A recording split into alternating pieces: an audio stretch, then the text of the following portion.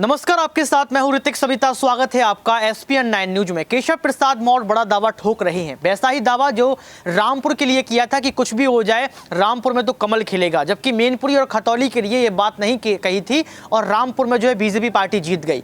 सबसे बड़ा दावा ये कह दिया है कि जब बीजेपी पार्टी लगातार विरोध कर रही है, बीजेपी पार्टी का लगातार गिराफ बढ़ रहा है, तो इस बढ़ते हुए गिराफ को देखकर समाजवादी पार्टी, कांग्रेस पार्टी, आम आदमी पार्टी और तमाम जो पार्टियां हैं वो खुश नहीं है। केशव प्रसाद मौर्य ने यह कहा है कि अब बीजेपी पार्टी को हराने वाली कोई पार्टी नहीं बची है। यही सबसे बड़ा कारण है कि विपक्ष महागठबंधन कर रहा है। महागठबंधन करने के बावजूद भी कहीं ना कहीं केशव प्रसाद मौर्य ये दावा ठोक रहे हैं कि जीतेंगे तो हम ही। उन्होंने कहा है कि उत्तर प्रदेश की 80 लोकसभा सीटों में से 80 लोकसभा सीट जीत कर दिखाएंगे। लेकिन दर्शकों, मैं आपसे पूछना चाहता हूं, क्या केशव प्रसाद मौर्य का यह घमंड नहीं है? क्या केशव प्रसाद मौर्य ये घमंड भरी बात नहीं कह रहे हैं? क्यों?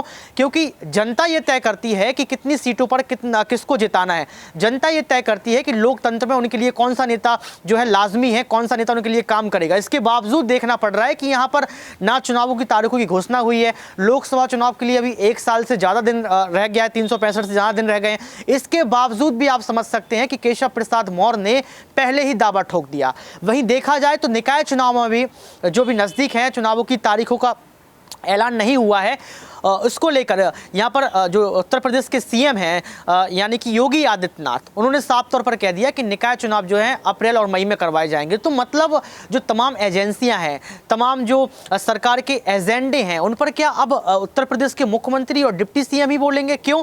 क्योंकि जब राज्य चुनाव आयोग को ये घोषणा करनी चाहिए कि चुनाव कब होंगे, वो घोषणा योगी आदित्यनाथ करते हैं। जब जनता को ये तय करना चाहिए कि लोकसभा चुनाव में 80 जो लोकसभा सीटें हैं उत्तर प्रदेश में, उसमें किसको जिताना चाहिए, उसकी घोषणा डिप्टी सीएम केशव प्रसाद मौर्य कर देते हैं। तो दर्शकों, आप बताइए कि आपको क्या लगता है। देखिए यहाँ पर क्या कहते हैं। देखिए, केशव प्रसाद मौर्य ने कहा कि आगामी लोकसभा चुनाव में विपक्षी नए गठबंधन बनाएंगे, नापाक षड्यंत्र रचेंगे, ना जाने कितने मोर्चे बनेंगे और ना जाने कितने पीएम उम्मीदवार भी सामने आएंगे, लेकिन हम यही काम पूरा करना है कि 100 में से 60 हमारा है, बाकी बंटवारा है। ध्यान से सुनिएगा, उन्होंने एक नारा दिया है। क्या नारा दिया है?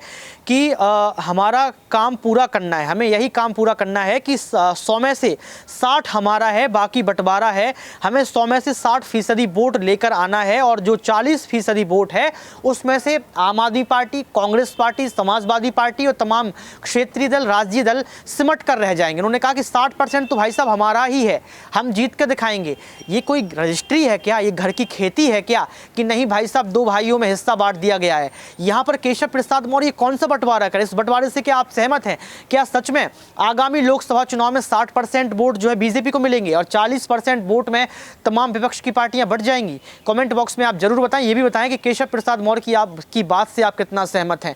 आज के इस खास रिपोर्ट में बस इतना ही। देखते रहिए SPN9 न्यूज।